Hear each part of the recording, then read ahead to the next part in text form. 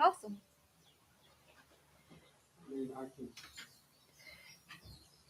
Oh, yeah, there it is. Right away. Yay, Steve-O. Okay, so you need parents. Yep, now it's connected. Yep. Oh, fantastic. I'm going to try it out right now. Fabulous.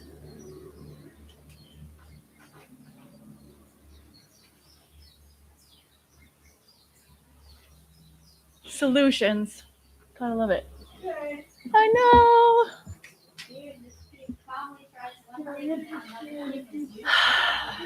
That is the way. And that spirit of trying, keep trying, keep moving forward. Are you playing music too? Let's see. You found that? I'm trying. Let's see. It's got volume. It's acting a little bit weird. Do I have reception? Oh, so she's doing the opening prayer instead of the silent meditation. Oh. There's not both, yeah. Mhm. Okay. So I don't really need the chimes other than the end of her It presentation. doesn't seem to Not be really, working because yet. She's doing it, and then you'll know when she's finished, and then she'll go right into her song, right? So 11:15, do I need it? I know there was supposed to be like a sign or something. Acting a little bit So she strange knows. too. I don't know Like a why. cue? You know what I use is I just tell her in advance, or the speaker, Mm-hmm. I will go sit in my alternate chair during your presentation, and 5 minutes before the ending, I'll come sit in the facilitator chair. Okay. It doesn't seem to be coming through yet, but it says that it's connected. We're working it out. So 5 minutes before 11:15. Okay. So your presentation, actually I know you're doing song and then Yes. into your presentation. So 10:45 to 11:15 Okay. is your presentation. I'll be sitting here. Thank you. 5 minutes before, I'll come sit over here. Before the presentation starts. Before it ends. Before it ends, okay. Yeah, that way you know, because I'm going to be over there. Okay. Yeah, I should make sure my papers are totally in order too. Would you like a music stand? I have lots. Yeah, that'd be great. Oh, sorry. No, it's great. What- That'll be really Yeah. helpful. Where's she going? Oh, she asked me. Yeah. Are you gonna do that? Oh, where is it in the closet here? Yeah. Okay. No, I have a picture. All right, I'm gonna keep playing music. So this. Let me just try one more time. Yeah, I asked her if she needed anything. She said no, I didn't think about it. Yeah, Thank you. It doesn't want to play. I have it on maximum A what? volume. That's okay. Oh, clothespin. We can figure something out. No, I think we can. If it doesn't work at all, we can totally work around it. We'll go the old school route. There we You go. can use one of the mics next to your speaker. Thank you. Mm-hmm. Oh yeah, that works too. Totally. Yeah, got it. Let me just make sure I've got that around so it's. Frustrating. I know. Thank you. So I should Feel have that. asked you for And a then- music stand. I didn't need one, but it's not a bad idea. And then here's Definitely need to here's flip it 'cause it's yeah. windy. This wind is. so whatever order you want to put it in, and then there's a clip right there for you. Okay. Perfect. Thank you. You're welcome. So we're all live now, but I can edit out this part, but it'd be nice if we can. We're live now. I love it. Yes, I'm gonna play a song called "Banish Misfortune," which is a very fun Irish tune.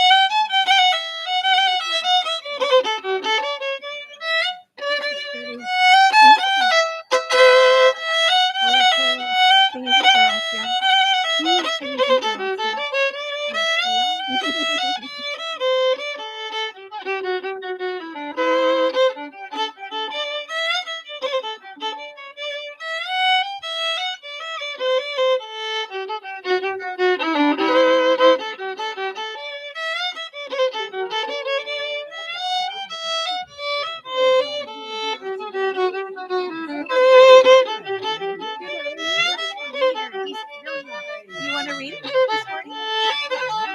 You don't want to read it? Dawn?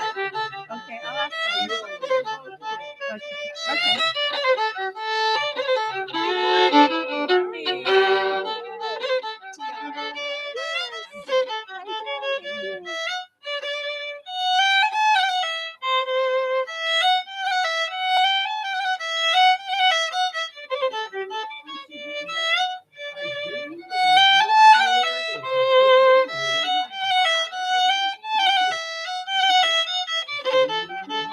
Good morning, Dawn. How you doing? Good. All right. Would you like to read this morning? From Science of Mind? Okay, Paco's. Would you like to read this morning?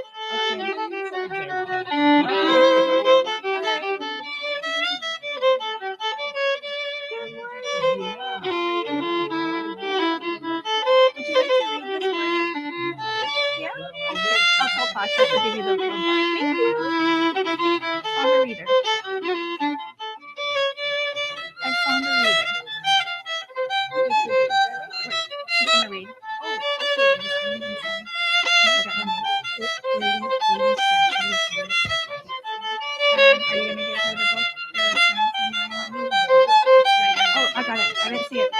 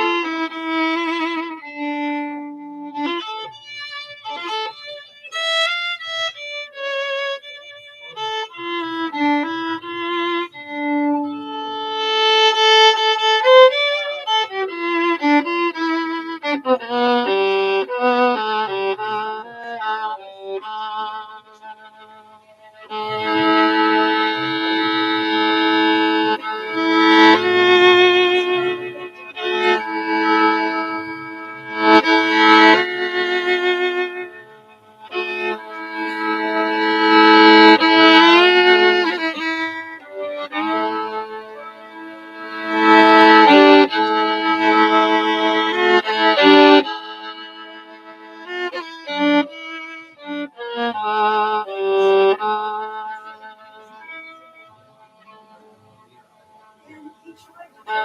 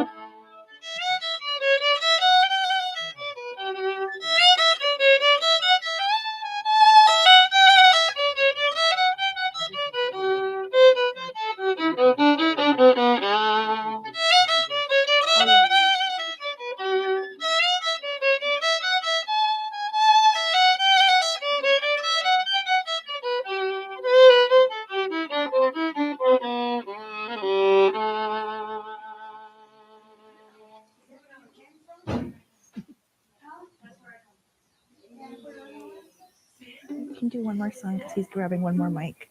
Do one more song. Excuse me, we're starting now.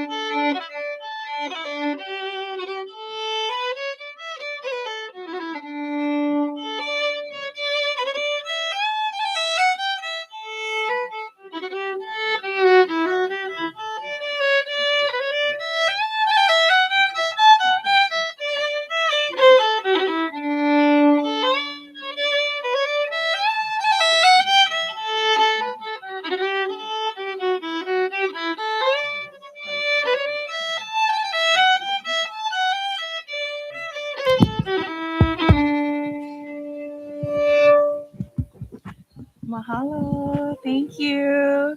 Good morning. Aloha kakahiaka. This is beautiful Lorien Brownlea who did our music today. So thank you for that. How is everyone feeling on this glorious morning? Good. I love seeing all your beautiful faces first thing in the morning on this beautiful magical Sunday. And just how are we feeling in this beautiful community here? First of all, we'll be doing a reading from Science of Mind. Alicia will be coming up to read that for us. Thank you. Oh, and he has a mic there for you. Stephen has a mic. This one's not working.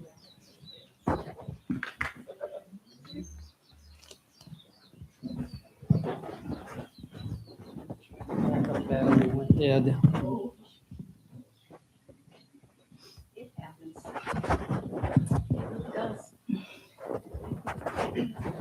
I think will not stop. Usually Beautiful. Can you hold it and do that? I can. Should we run at the same time? Okay. So, good morning, everyone. Hold that microphone. Hello. Yes. Good morning, everyone. I am Elisha Leolani. And here's this wisdom for today. You are the word. It's headed by Breathe the Divine Circulation. You are the word. You are an aspect of God being brought forth into light. The consciousness that walked over the troubled waters of human experience, the inner calm that stilled the tempest is accessible to everyone. These are two pearls of wisdom by Paul Selig and by Ernest Holmes, respectively. I could feel my not enoughness popping up. My old beliefs resurfaced. I'm not enough. I can't have what I want. And I shouldn't be asking for that anyway. Blah, blah, blah. Do you ever have those thoughts? I'm grateful that I know what to do now. I go to my meditation chair where I sit in peace. I breathe and I quiet my mind. I become the observer, watching all criticisms and judgments pop up. My practice is to resist the temptation to engage and build a story around them. Plenty of practice. In his book, The Untethered Soul, Michael Singer writes, if you sit with the self, you will experience the strength of your inner being, even when your heart feels weak. This is the essence of a spiritual life.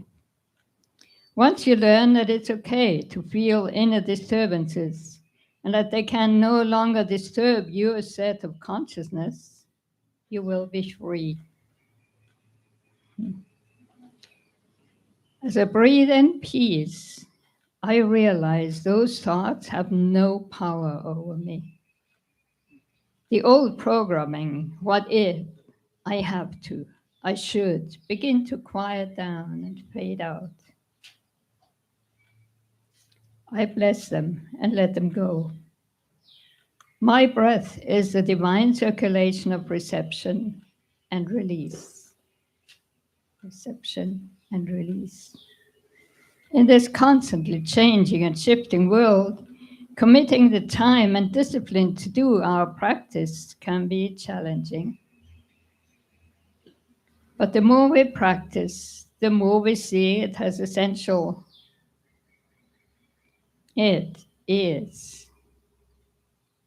The more we see it as essential to our well-being. When you have tasted the inner energy flow, Singer writes, you can walk in this world and the world will never touch you. And the affirmation is, I am enough and I'm supported in all that I need this day. So, okay, I am enough I am enough. and am supported I'm supported. in all that I need this day. And all that I need this day. Just figure we're supported. Thank you. Thank you. Thank you very much, Alicia. Okay. Yeah, perfect. Thank you. And now we will have another song from Lorien Brownlea. Yeah, and I think I'm going to start with this short prayer. Okay. You guys might have heard both this prayer and this song. They kind of go together too. It's from the Sufi tradition in the U.S. Toward the one, the perfection of love, harmony, and beauty. the only being, united with all the illuminated souls who form the embodiment of the Master, the Spirit of Guidance. And this song comes from that same tradition, and I hope you guys can join me. The words are, "Let my heart reflect thy light, Lord, as the moon reflects the light of the sun. In love, always in love." And then there's a "Hu Allah" part, and I hope you just feel free. I'll do both parts twice and join in however you'd like to.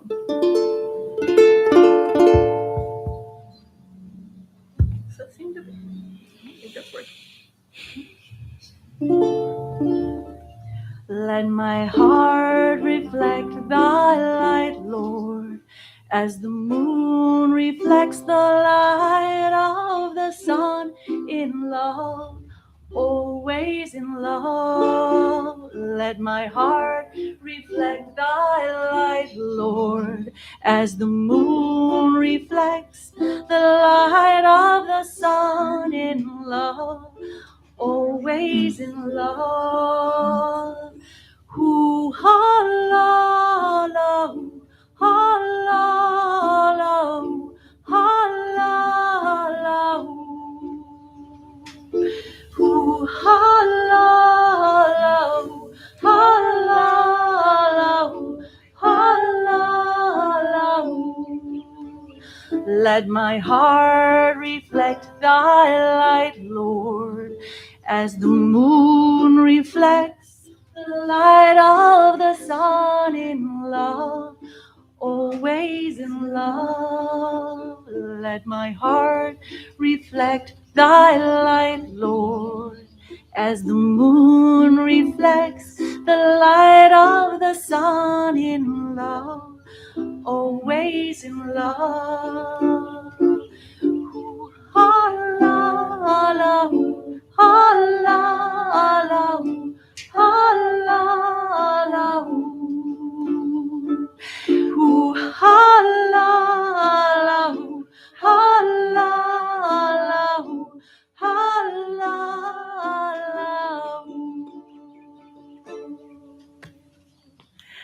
Mahalo, Lorien. Thank you. And instead of clapping, for those of you who don't know, we do yay, yay, happy fingers. Thank you. How is everyone feeling this morning? My name is Tiare, and I recently became a board member, and it's just been a beautiful experience these past couple months, how a lot of shifts have happened with many things. So instead of being in that seat or that seat, I'm now in this seat. So yeah. And just being in gratitude, shifting whatever we're going through gratitude. And I am just blessed, feeling very blessed to be in this seat. So thank you.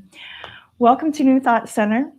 The circle we sit in represents both our inclusiveness and our equality community.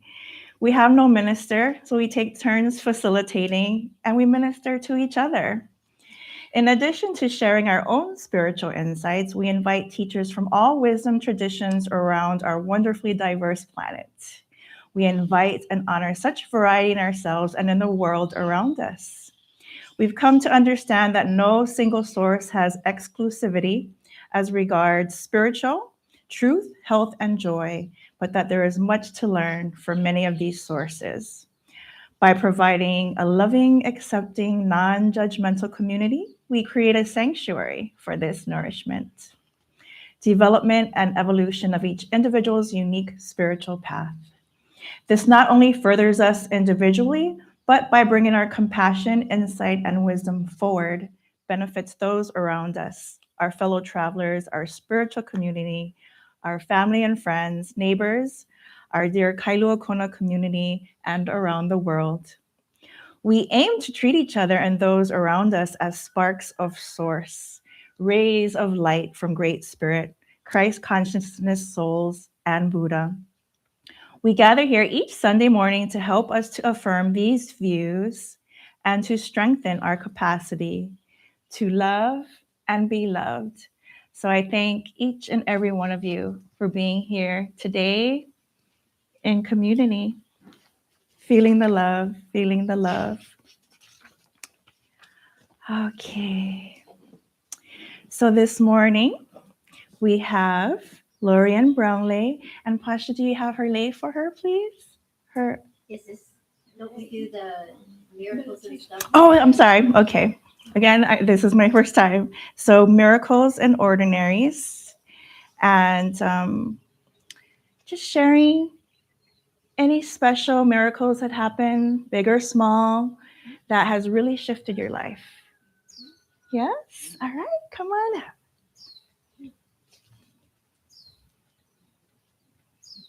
Should I go behind it? Or if you want to grab. Either way. Okay. Yeah, go. There you go. This is There you go. Ooh, that's the first time I've ever heard that. Hello, hello. Is it on? Probably not. Probably not. You really can't tell from up here. Like you can hear it or not.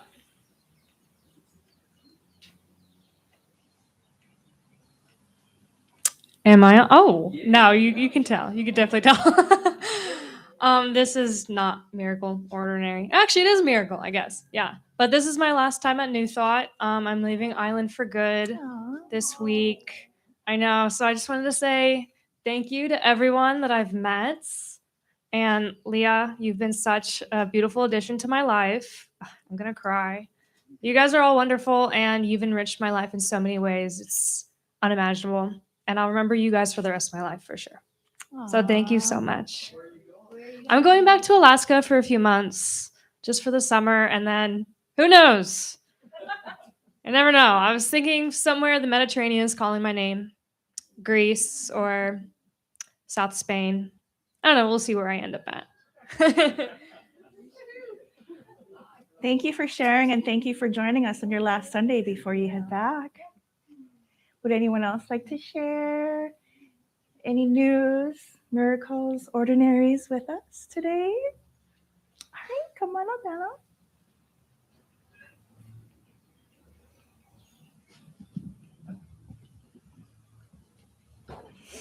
Good morning, I'm Anna, and I told y'all last week that I recently had a very serious injury. That was on the 16th of April, and here it is, a month later, actually a month and a day later, and this arm that's been bandaged for so long doesn't have a bandage today, and this is the first time that I'm not wearing the bandage. So I thank whatever powers may be for my body's healing. Yay. Thank you for sharing, Anna. We have time. Ooh, come on up, Karen.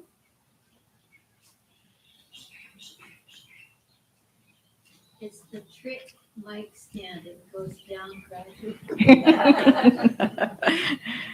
So I was at a yoga class this week, just gone. And at the end of our Shavasana, when we were lying down at the end of the yoga class, the yoga teacher said, now come back to the real world. And I was like, I didn't actually accept that. And I was like, oh, that's interesting. Like I know that this is also our world, but I felt like she was kind of negating something else that was there also. And so I thought, oh, wow, I've kind of shifted quite a bit, I guess. I don't know, but I just felt like it was a bit strange, her saying, come back to the real world. Thank you for sharing, Karen. Anyone else? No? Pasha, come on up, please. All right.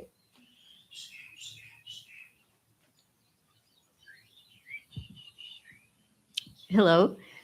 So I'm frequently here on this lanai on Sunday mornings, but this week I was also at New Thought yesterday, Saturday morning, in the Honua room, and I was part of this lovely experience facilitated by Anna Gensel, and she's really taken, I believe, the challenge, which was laid down by Hank Wesselman years ago and repeatedly, of developing the shamanistic capabilities of other people.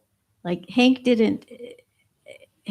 not have the idea that he was the end of anything, or that he was unique. He was actually kind of humble. He would say, okay, I'm in the 38th year of my apprenticeship. He never called himself a shaman. And then the next year it's the 39th, and so forth. So anyway, Anna has a distinct style that's right for her. But what I really love about it is that once she begins the journey, she lets the drum speak. She does it. You don't hear her voice from the beginning to the end of the journey, which allows each person to have their own, direct connection with their guides, their power animals, whatever is their way of connecting with the universal. And I just had a lovely journey, and it was the first time that I ever felt a personal connection with Hale Makua. If you've ever read the Hank Wesselman's book, The Bowl of Light, that is primarily about the very special friendship that developed between the two of them, and some of what Hank learned from Hale Makua. So I brought out his picture today to be on our entry table, and I honor him, and I look forward to receiving more guidance through that source. Thank you. Thank you, Pasha. I was also there yesterday along with some of you, and it was beautiful and powerful and amazing, and we could feel him very strongly, and very beautiful, magical experience. Thank you for sharing. So now we will get ready to ask the question that will lead up to our speaker here, and we'll pass the mic around. So today's question: if you are completely mute, words and all, and you wanted to tell someone that you love them, what would you do? Okay, so I will pass the mic around. Oh, that one works now? Okay. Test one. And Test. I would like to hear the answers before I answer. So we can start with whoever up front. Yeah, Alicia. We'll just pass the mic around. Thank you. Thank you, Stephen. Hello? Yes. I've had this happening when I moved to another country, when I traveled. No matter what I said, couldn't be understood by the other one. So to be silenced, to speak with silence, is something I've cherished in many places, many times.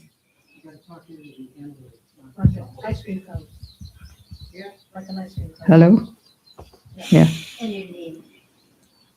So I would say I would reach to my heart. If I had no words, I would just reach to my heart, make eye contact with a person, and feel this flow of love come from the heart through my eyes into the other person. Of course, it helps when the other person is receptive. So that's what I would do. My name is Leah, and I would also make eye contact with that person.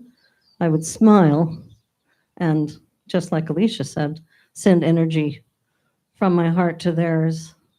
And if it felt correct, I would open my arms for a hug. And if they were willing to receive it, that'd be the best. Anna, I don't think I could add anything to eye contact and smile. and be open to a hug and come from the heart. But I also want to say that the connection between animals and people is emblematic of showing love without words. And so reaching out to let an animal smell my hand or petting if they look like they're accepting that. So I think it's, and the other way to connect is music. I think that's a great connector. I'm Pasha, and I remember during COVID when we had to wear masks a lot, it became important to smile with your eyes because the person couldn't see your mouth. So yes, I think I would try smiling with my eyes. Let's see. Do you want to take it around?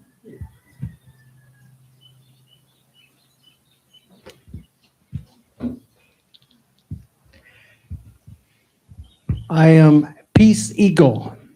Peace, comma, eagle. Peace Eagle. Also condor, which is Peace Eagle.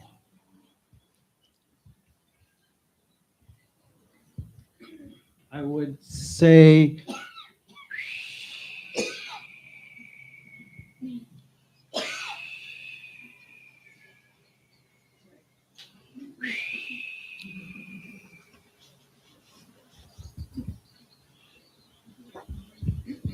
I'm Terry. I would say a smile and maybe a hug.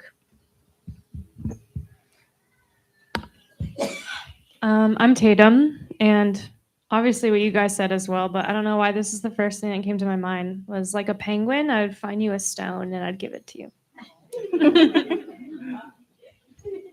Love it. I'm Steven. I would just make it really simple and just actually really see them for who they really are and just like them a lot. And the message carries automatically.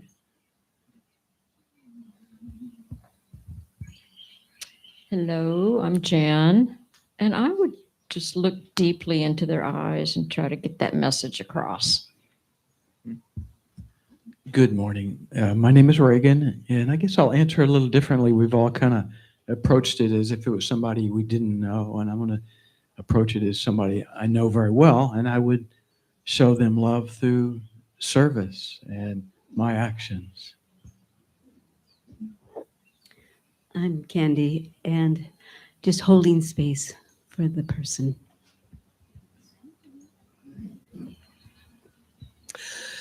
I'm called Don, and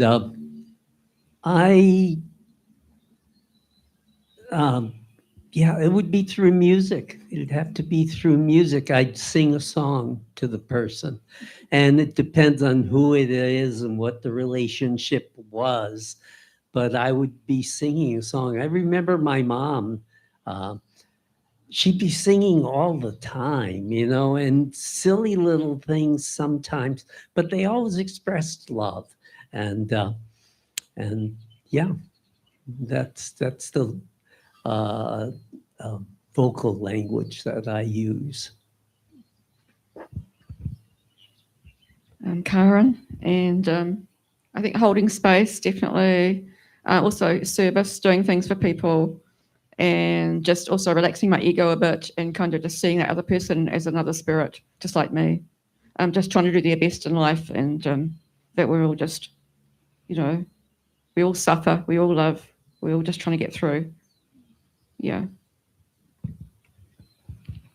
My name is Tiare, and I'm a woman of touch since I'm a massage therapist. So I would place my right hand on my left heart and my left hand on their heart and look into their eyes, and then I would give them a big hug. And since we connected with Hank Wesselman and Holly Mukua, I was invited to their house and I met their daughter, Erica. And one of the things that she gave me was this, Hug Like an Octopus. Something told me to bring it today. So I wanted to share that. That's why I wanted to go last. There you go. So sweet. And would you like to answer your own question? I'll have my answer be After? part of my whole shebang. All right. It'll unfold. You could play us a beautiful song, please. All right.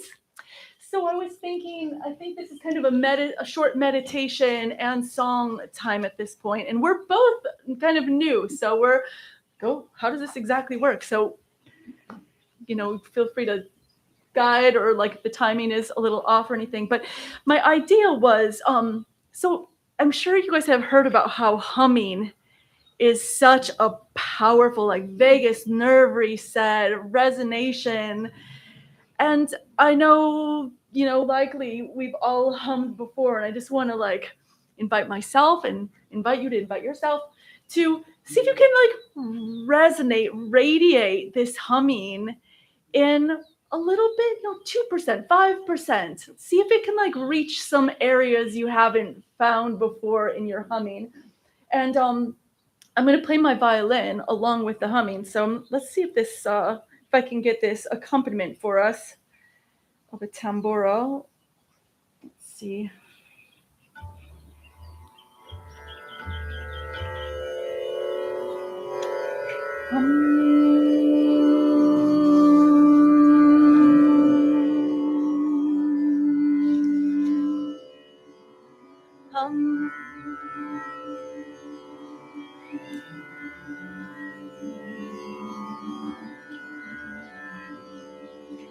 It's like the blackness of the night sky, and then the notes are like stars, and you guys are helping create that tapestry for the notes to land in. But also, it's just a blessing and a healing inside to feel that resonant kind of place of home within.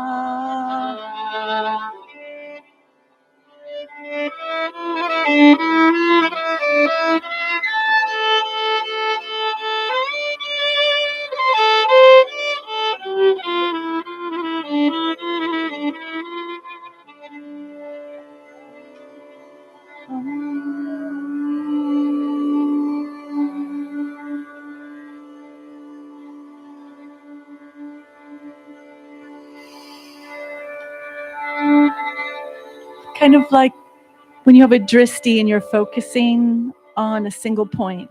See if you can feel that note resonating from maybe inside of your heart, radiating up into your throat, radiating down into your belly.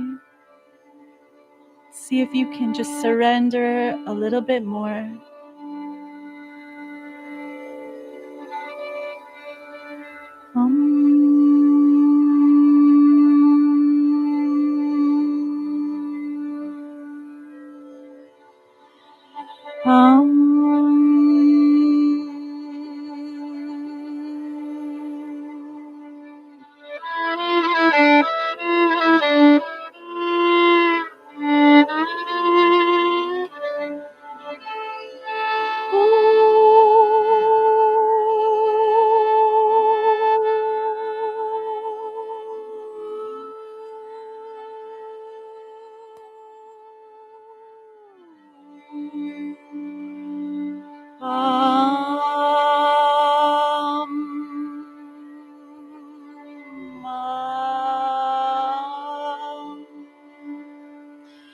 See if your posture can support that note, just radiating out.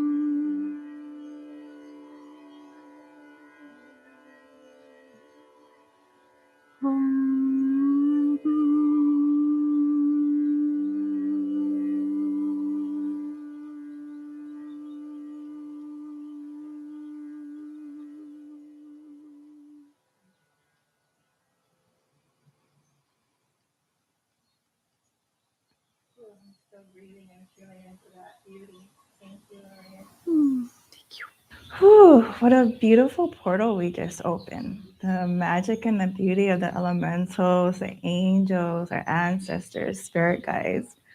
Feel into that. And I want to introduce our musician and our presenter, Lorien Brownlea. And Pasha, present to you her beautiful lay. Lorien Brownlea gravitated to music as a young child and has been a lifelong love. She embraces the fiddle styles of numerous traditions from Himalayan and Appalachian to Celtic. She also adores the ways I'm so like, ooh, improvisational music requires presence in the moment. In her early 20s, she became a Reiki teacher, sharing energy and sound healing in several countries, a blessing that continues to inspire as Reiki is also a special part of the history of Hilo, the town that Lorien happily calls home. For the past 12 years, she has been a bodyworker practitioner, joining the current renaissance of people around the world who are dedicated to working with the fascia system. She finds great inspiration in the powerful traditions of Lomi Lomi, as well as other myofascial focused modalities. Lorien has also been a language teacher for nearly 20 years, utilizing music to assist and align students with language integration. What she plans to share about this morning concerns a near-death experience she had back in 2008. Having had more than a decade to process the experience, she now feels ready to share her insights. On the last Sunday of December 2025, Lorien shared her music at New Thought Center. This is her first time here in the role of presenter. Her topic is healing through the integration with one's soul. Thank you, Lorien. Thank you guys so much. It's really quite a wonderful thing for me to get to be here. I'm so grateful. And I have a friend who was speaking here, Lori, who plays the Vina, really wonderful. Maybe she's listening, who knows. And she talked about this place, and I had no idea where it was or anything, but I was like, I'm going to talk there. This is about 8 years ago. And I was like, I'm going to present there at some point. It's going to be significant for me. You know, like it's going to be a little transition point for me to get to do that. So for almost a decade now, I've kind of looked forward to this mysterious place that I would someday be speaking. I just had this feeling about it. And so I think that you guys realize that opening a space like this for a presenter does as much for the presenter to integrate what they have lived, what their experience is. It kind of gives this, you know, as a musician, imagine if there was no one to hear your music and how lacking that would be, you know? And so the same is true, like really my gratitude for these last couple months preparing for this and like reintegrating, because now it has been these years. 2008's a long time ago, to reintegrate and look at the lessons that being in the ICU nonverbal for an extended period of time, different pieces of that, different threads that are longing to be integrated into my life now, because it was without a doubt the most profound initiation of my life. But I was, I was a single mom of an 8-year-old at the time. And I was definitely not in a place to be like, okay, I'm just going to like zone, into this. I loved what you shared about your yoga class this morning, Karin, because it was kind of like that. I had experienced this other world that I knew was maybe more valid than any of the other millions of worlds we could choose. But it wasn't the right time for me to like really melt into, or I didn't believe it was. I felt that being a mom and figuring out how I was going to survive was really the thing that was most important at that moment. And I just want to make sure, am I just like free to continue my talking? Okay, great. Okay. I just didn't know if there was anything else that, oh, no, really, you guys, thank you so much for sharing this moment and this morning with me. I feel so grateful. So, I'm going to set a couple stages because a story needs a background, right? Like, so just a little bit, like I had lived outside of the boxes of life. I had left my home. I graduated from my high school early. I had not fit into this world in any tangible way. From my early 20s, I lived out of a backpack pretty much until my son was born. And then I still lived in houses where I was house sitting. And the first thing that I'd experienced really in this world that I thrived in any kind of normal way was really being a student. So my son was, 5, and I started going to school, and I found out that I could get like straight A's and like really thrive in this academic world. I was, in my early 30s at that point. So I was really attached to this because I think we come up against our millions of years of evolution and then this modern world that we're living in, right? We've got these nervous system that is longing for this connection and this tribe and this feeling of belonging, but we live in a world that's dominated by iPhones and really fast-paced click bites and all the rest of it, So, but I was so excited to finally like have this path ahead of me where I was like, I'm going to have a business card, 501k. My son's going to be thriving because his mom is a normal person on some level. Well, at least, right, So I was really excited about it. I was attached to being accepted and normal and all of that stuff. Being responsible felt so good to a part of me, to a part of my nervous system. So, and I was like, had my student teaching left to do, and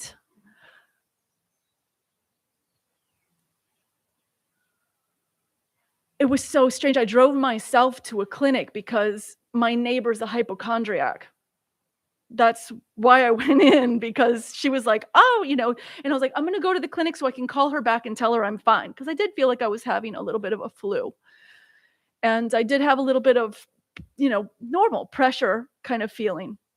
And I don't know. I mean, I wish I could talk to the nurses that were in the clinic that day, but they ended up saying, why don't you do a CAT scan? If you're feeling, like just, and I don't know, maybe I did something that made her kind of like, huh. But I felt that I drove myself to the clinic normally. I felt like I didn't present anything weird, and they really weren't going to let me out of it. And just like a little bit more of that background, my son was born unassisted and at home because I was not a Western medicine person at all, really pretty strongly. And actually, I learned a lot about that too. I had a lot of resistance about Western medicine, and I had to learn the hard way about letting go of some of the attachments about what things look like. And as a healer, if I'm secretly judging someone because they're, connected to Western medicine, it was a hard way to let that judgment go. But I ended up, from that afternoon of going to the clinic to being told that I had stage 4 brain cancer, that within a few hours of that. And if anybody here has ever been into the hospital, you probably know it's a pretty traumatic place to be. It's not if you're going through something intense, it's not a nice place for your nervous system, and I had been resisting that world for so long. And now I'm like, and I didn't go oh, I'm hopeful. I was just like, okay, kill me now. I'm dead. I was really just and I was already not making sense. My memories after a few hours of driving myself to the clinic, my mom came to meet me at the hospital, a lot of weird stuff. And I'm not going to spend a lot of time on that because so many people have experienced initiations through being vulnerable in our mortality and illness.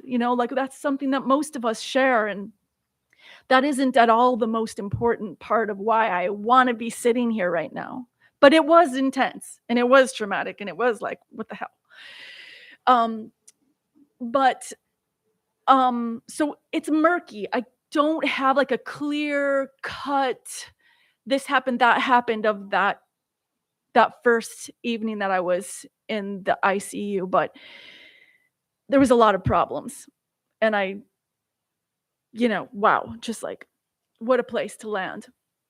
But my experience in that state that night, they had to do a biopsy because they wanted to see what kind of cancer I had. And I don't remember all of those pieces so well. All I know is that my experience was that I was in God's palm. Utterly, for the first time in my life, without any anxiety. And I'm a really it's my wiring, it's my constitution. I have a lot of ideas and air, vata. I have never felt that level, and I knew that I was in the presence of God. And it was so vivid and so sweet. And there are some biblical verses that talk about that too. I even wrote it down. See, I have engraved you on the palms of my hands. Your walls are ever before me. I Googled that for the first time yesterday because I knew there was something about being in God's palms in the Bible. And I had this telepathic conversation with God, or what I understood to be God. And there was none of these words involved, but what was what I understood, what I was getting was that I can do whatever I want with this life, and God is going to be totally okay with it. Like, there is really no wrong. It really is okay. Like, the love is fully unconditional.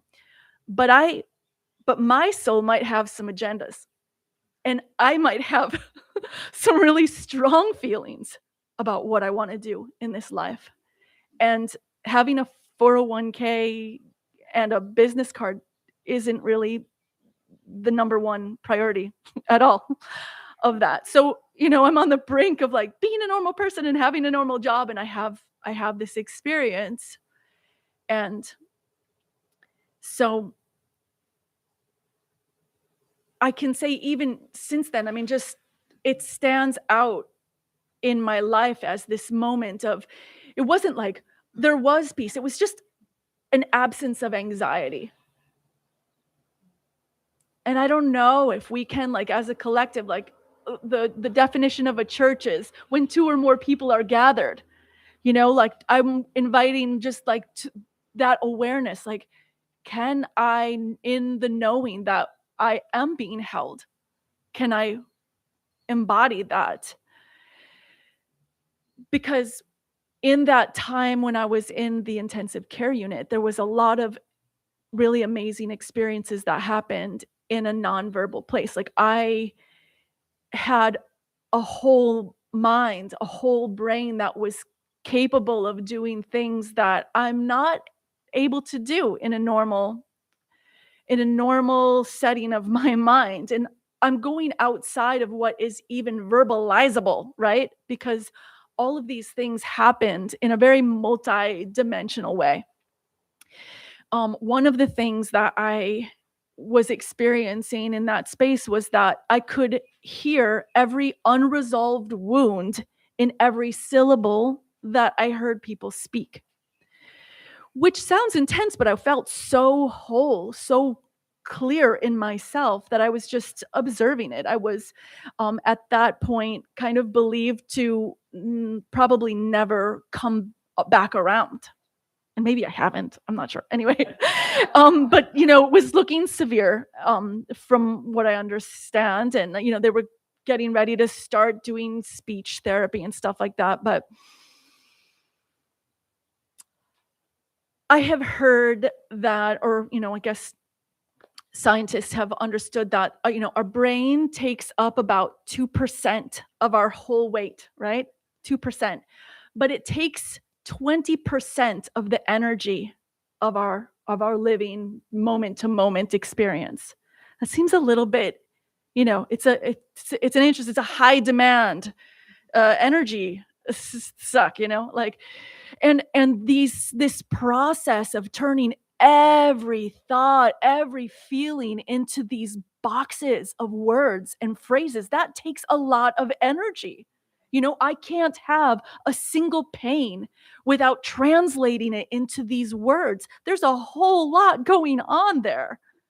And I believe that what I experienced was when that energy is able to focus on other things, there's a whole world that was really possible once I wasn't in that habitual turning everything into words, every single thing. That's what we do, right? Prefrontal habitual life that we've got. There's a lot of benefits to it, no doubt. So anyway, in the last over 15 years, I guess, I've watched some different documentaries. I've read some books about different people's near-death experiences. And I'm sure, I mean, you guys have probably seen some. There's some great movies out there, and even some people who are medical doctors who go into their near-death experience. And because they're serious, like, surgeon, they're able to describe some of the things that they lived through. In a stroke was one of the famous ones. And I didn't go really deep into it, but part of me was like kind of comparing my experience, right? I'm like, oh, was my near death experience like up to the par of theirs? And I think that if there is an angle that I feel is important from my perspective, it's as a highly sensitive person, as a musician, as a creative person, as a person with a strong imagination. And I think that that is part of what I was able to really kind of experience in that.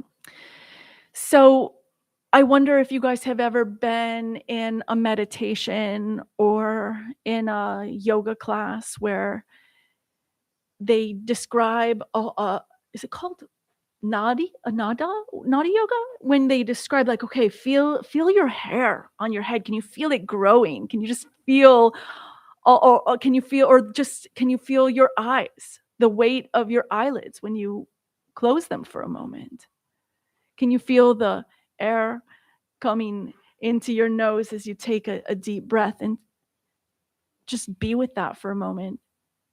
And some people are really gifted at guiding that space, holding that space to help your awareness become more attuned to that moment and that sensation.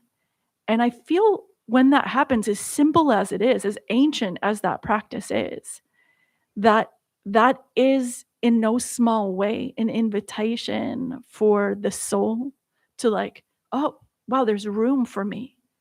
Things have slowed down. There's an awareness of this now where I can kind of be part of this. There's room for me, right? Have you ever talked to anybody and there's no room to like even respond?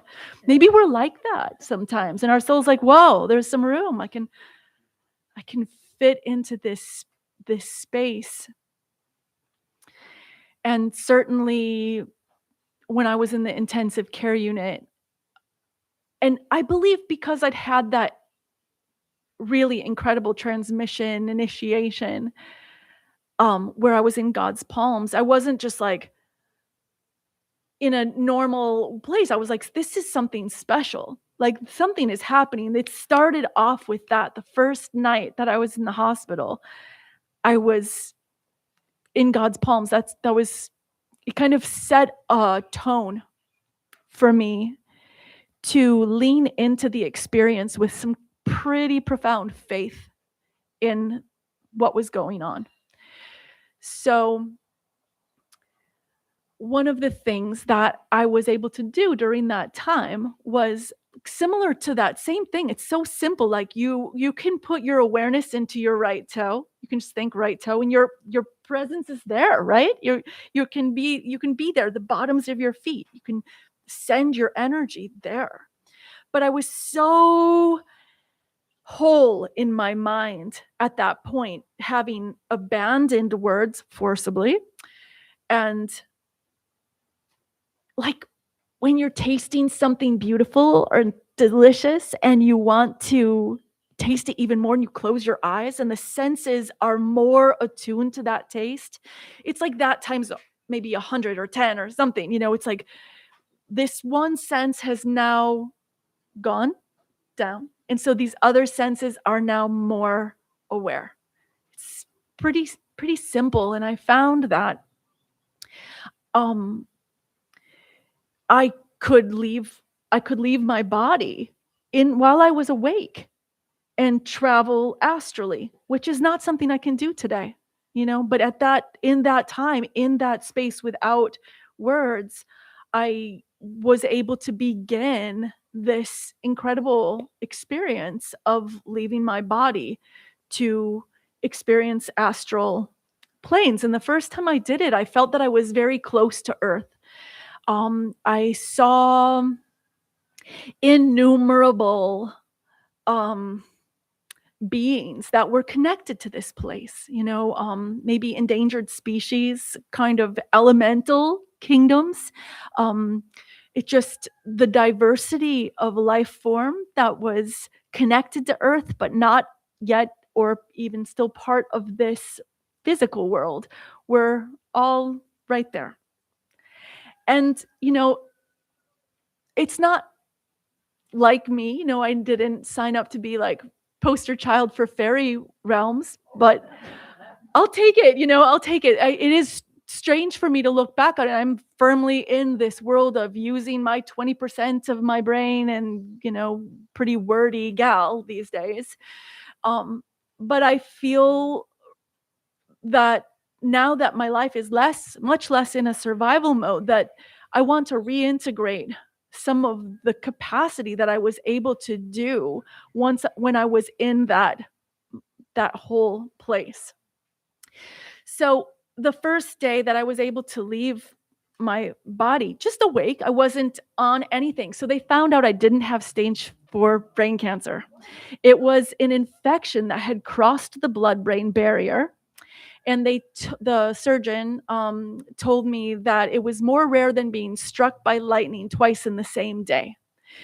And that there were these masses in my brain and that they were going to be there for the rest of my life, but they shouldn't harm me, that it would be okay, And so I had to take antibiotics through a PICC line. So I had a extended period of time where I had antibiotics, but it was definitely, good news that it wasn't cancer.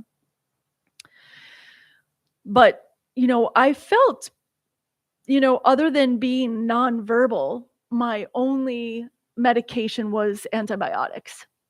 So I was awake, I was eating and drinking coffee and, just sitting there in this room, and really blissed out, like really just experiencing something like a window actually was really profound, because we see something and the word window comes up, right? Or you see something in the sky, a cloud, the word comes up. But when you don't have the word, every experience, my experience of it was every experience of window, for as much as your subconscious and being holds on to, the windowness of a window is just there.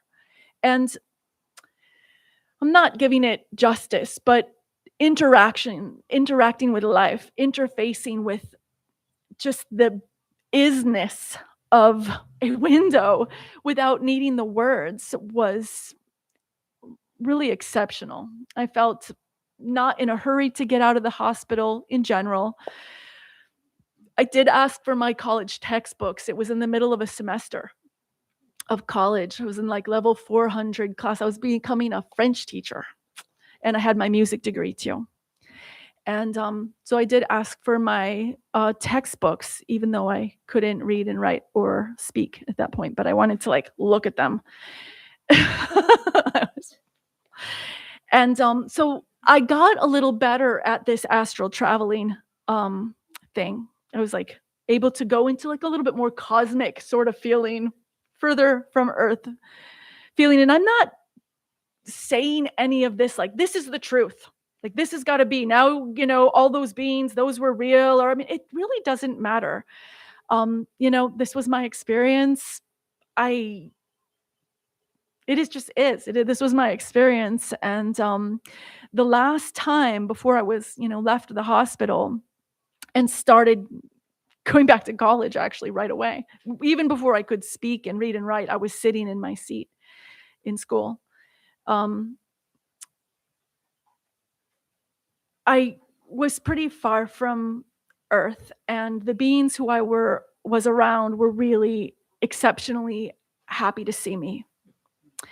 And they've let me know that it was really rare, really kind of a special occasion to be in that space. And they included me in an initiation that they use like a rite of passage of their beings, of whatever.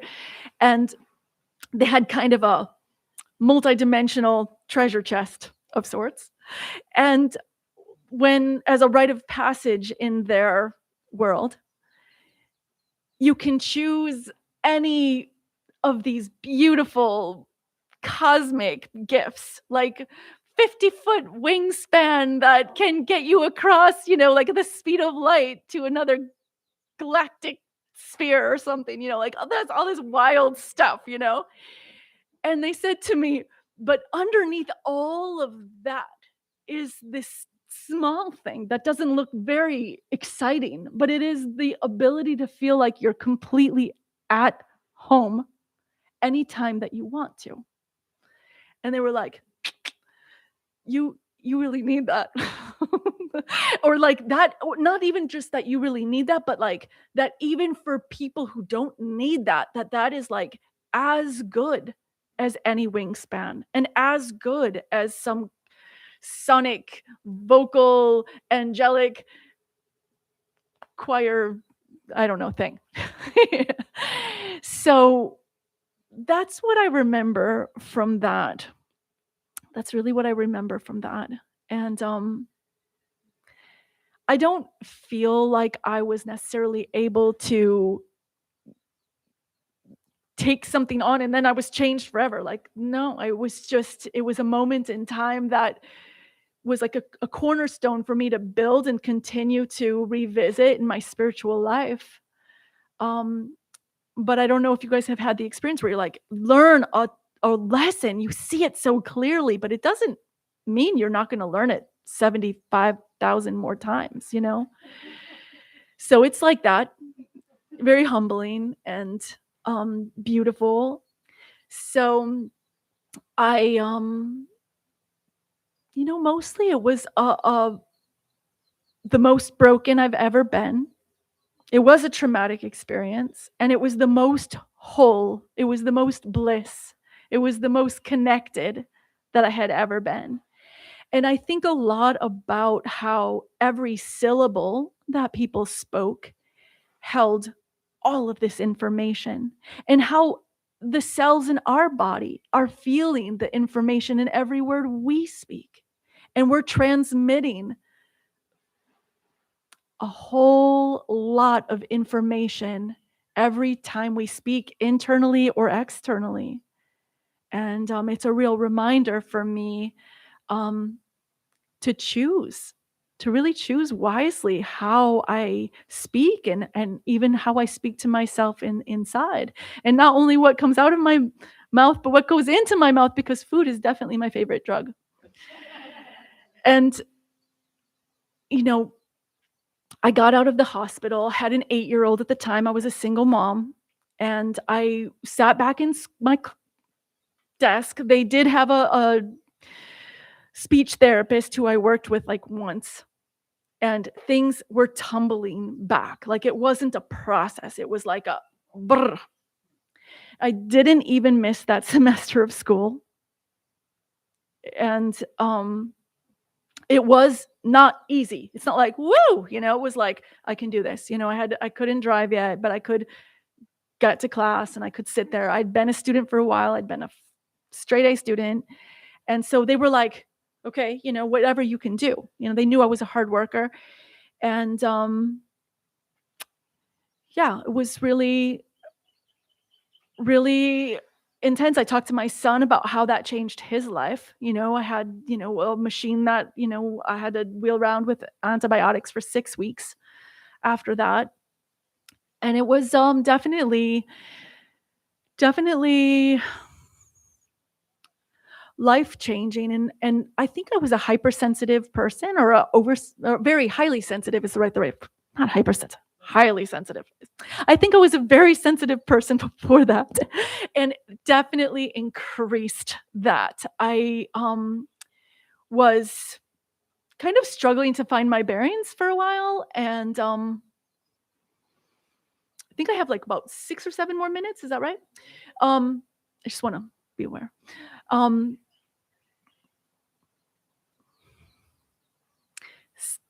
Trying to decide what is the most important little piece, but I think that oftentimes illnesses can be spiritual in nature, and it can be hard to decipher when those things happen.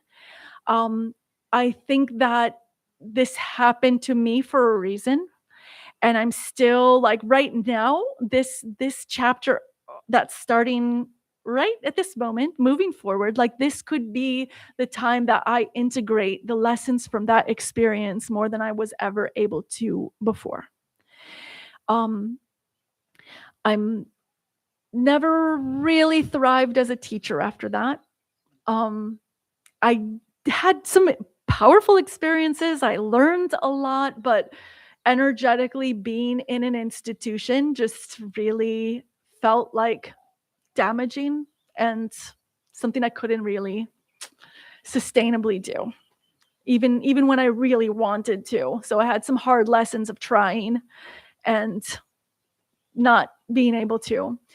And like so many places in the world, they recognize that people who are blind or other challenges. There's massage schools, and I'd always wanted to be a massage therapist, like since I was a teenager.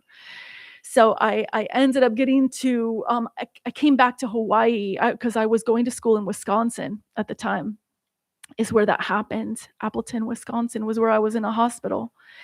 I had already lived in Hawaii. My son was born in Hawaii, but we'd gone back there for me to go to college because I had more family support. And I had built a cabin in Volcano. And because I was nearly homeless at some different points after all of that, I ended up coming back to this little off-the-grid, unpermitted cabin in Volcano with my preteen son because it was somewhere to go. And I became a massage therapist, and things unfolded from there. And that incredible connection between all of the energy that we experience and our sensitive system of fascia is really what continues to be like a daily guide for me, and being able to work on people too. And I feel that the Hawaiian people who developed and even the whole tradition actually worldwide that had an intuitive and observatory type approach to massage and touch and healing that it's invaluable. It's really invaluable. So about a year after I had that, I pushed myself through school. I did graduate. I got through student teaching. It was brutal, but I got through it. And I started to feel like the whole thing, the same sensations of having the brain infection happened again.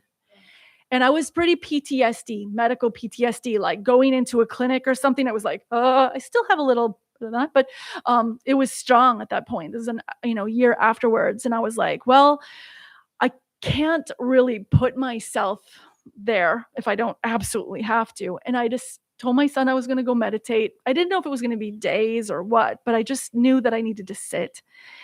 And I started to just turn off my mind and allow my body to move. And I started to like kind of reclaim that nonverbal space of listening. And I had my anchor in the sits bones, and I just allowed this process to happen. And I think about 45 minutes to an hour later, my fascia had allowed itself to unwind, and it was like stepping through like a window. It was completely okay. So you would think that after an experience like that, I would do that kind of thing every day, but sometimes I forget. Sometimes I'm just another talker doing my thing, and it's a lot to integrate. But I feel that preparing for this day and sharing this moment with you all has done a lot for me to help like integrate some of what that initiation had the most to share, to give me as a gift. And I hope that some aspect of it has been able to resonate or inform or help you in some way, because it's been an honor for me to share that story with you all. Yeah, if anybody, I don't know if this is a time to open up any questions or if that's later. I think maybe there's a song at some point and an offertory. I just wanted to thank Lorien for your personal takes a lot to express and share to people your personal story. So thank you for that. And it touches the heart of many. And it brings us back to miracles. I've never shared miracles because I always feel like small miracles aren't a miracle to me unless something big happens, like I win the lottery or something to me personally. But when I was thinking back, each and every one of us here is a miracle. The whole fact that we're all here together today is a miracle. All that we've been through, right? And just tapping into that heart space and hugs. So thank you, Lorien. And with that, we'll have you play a song while we pass around the koa bowl. Awesome. Please. And then you can, whatever you can give for New Thought Center, whether it be your energy, monetary. We also have PayPal here. So if you want to scan it with your phone, you can do it that way. And we'll start that. Thank you. I should go for it. Estoy en ventana de luz. Estoy en ventana de luz, mi amor. Estoy en ventana de luz. En tus brazos, en tus ojos. Enamorado, enamorado, enamorado.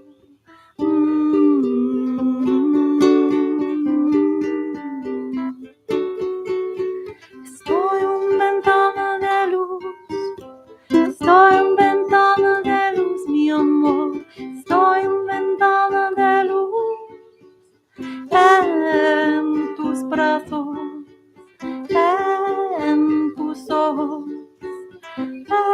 Enamorado, enamorada, enamorada.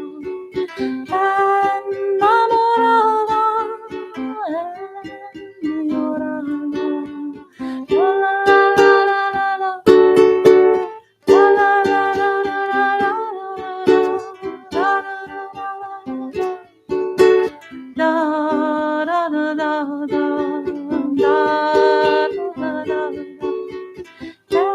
Enamorada, enamorada.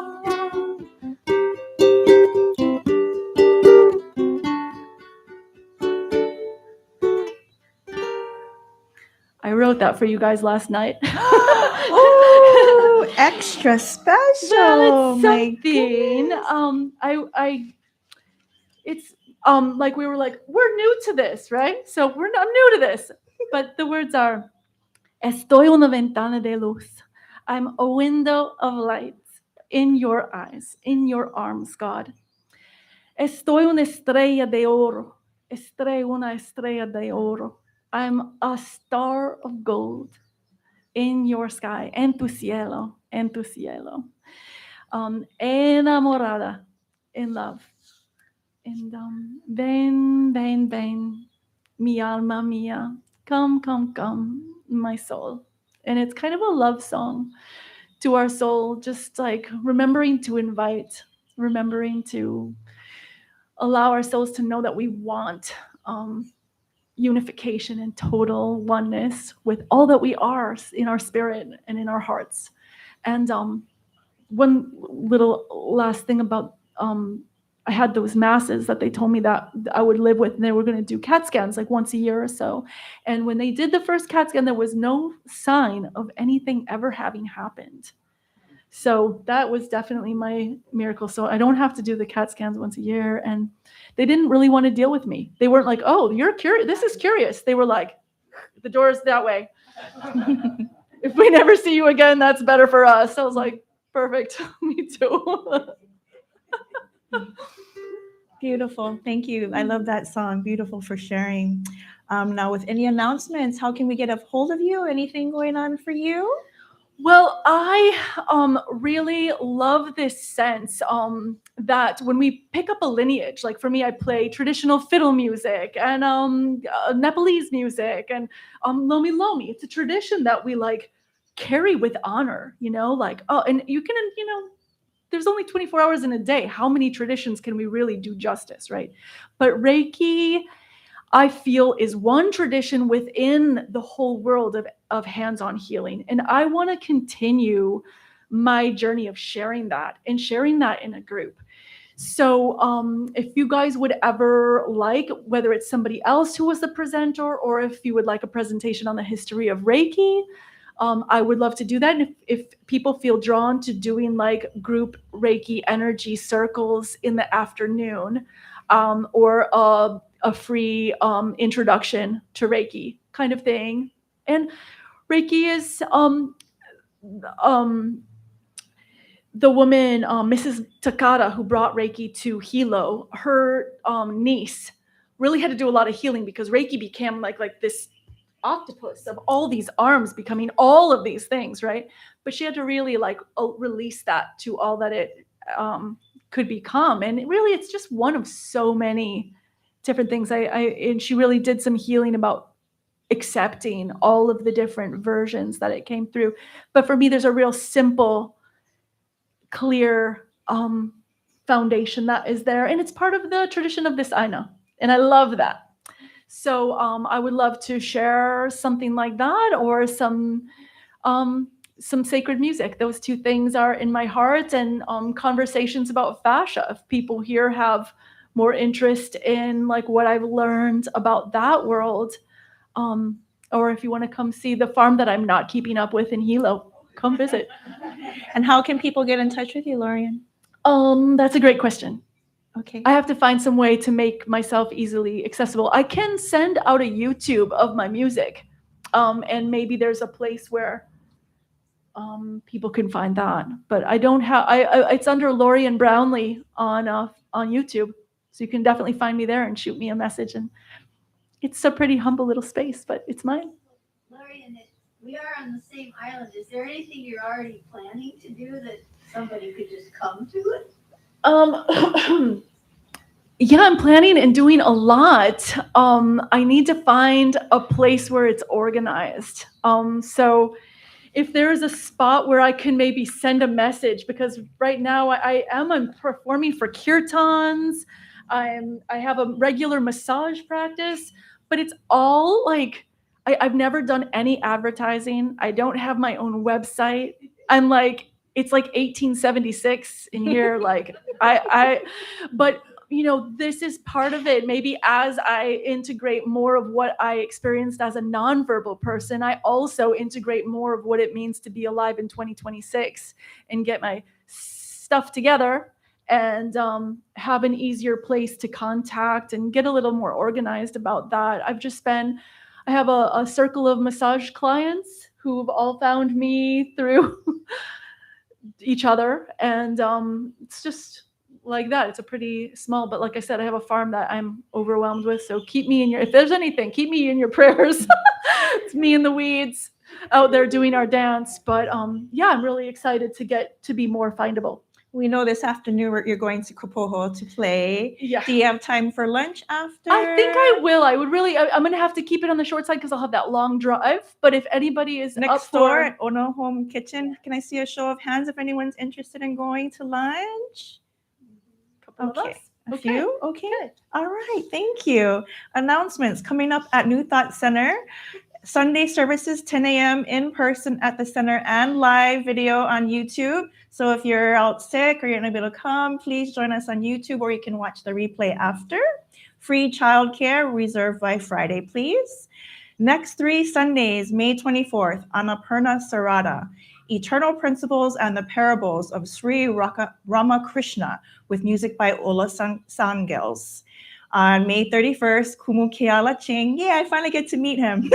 Program and music. Ohe ala ho'okahi e like ai. There's no journey that's the same. And on June 7th, Arliss Dudley Cash. Freedom from the Story, Compassion for the Self, with music by Mahina and Friends.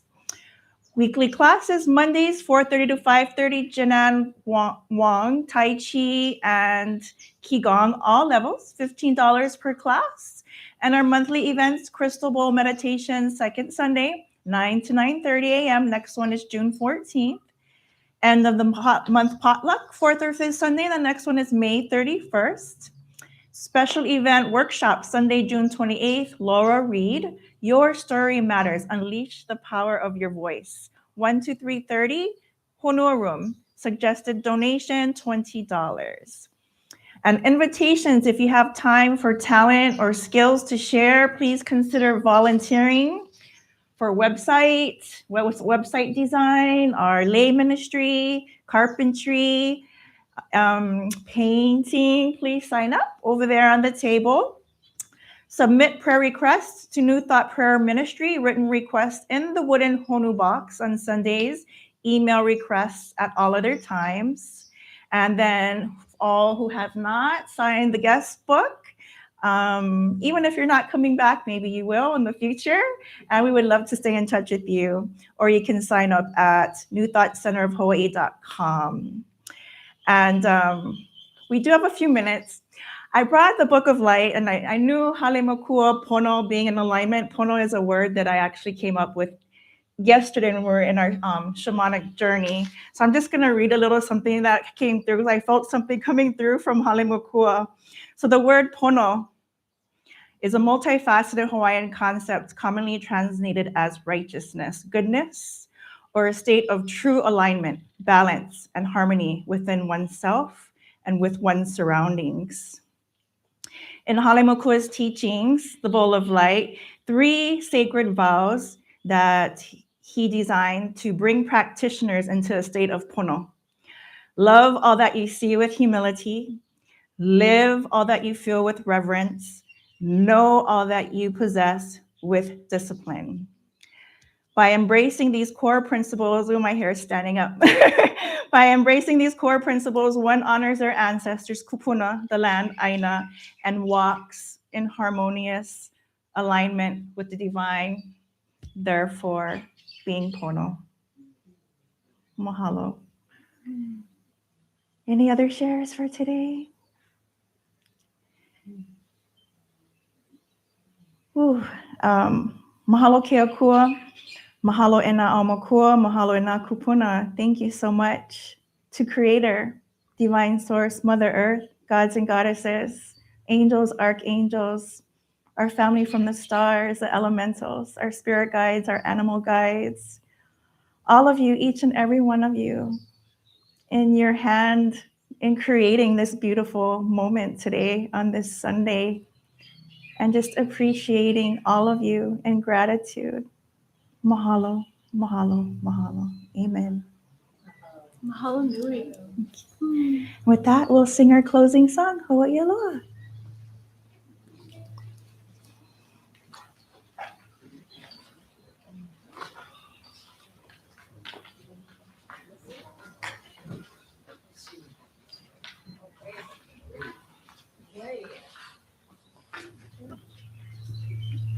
I can play it, but oh, here it is. Oh, you can play it? Yeah. Oh, good. All right.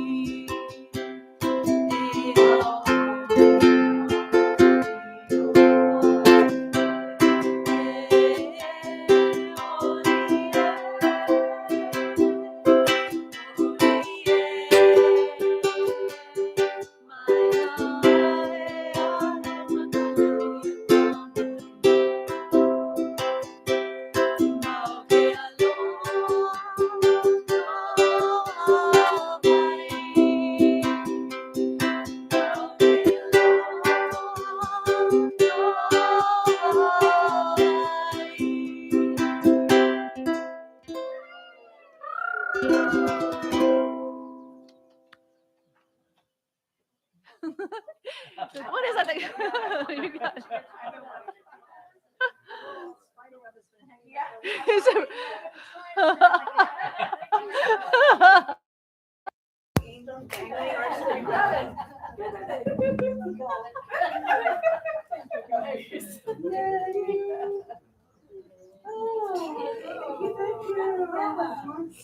Hi, Tatum.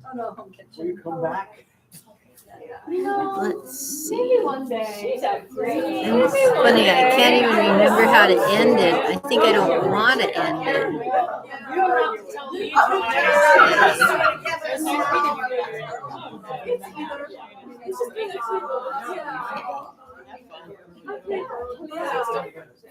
How do I end it? Live. Oh, there it is. Wednesday.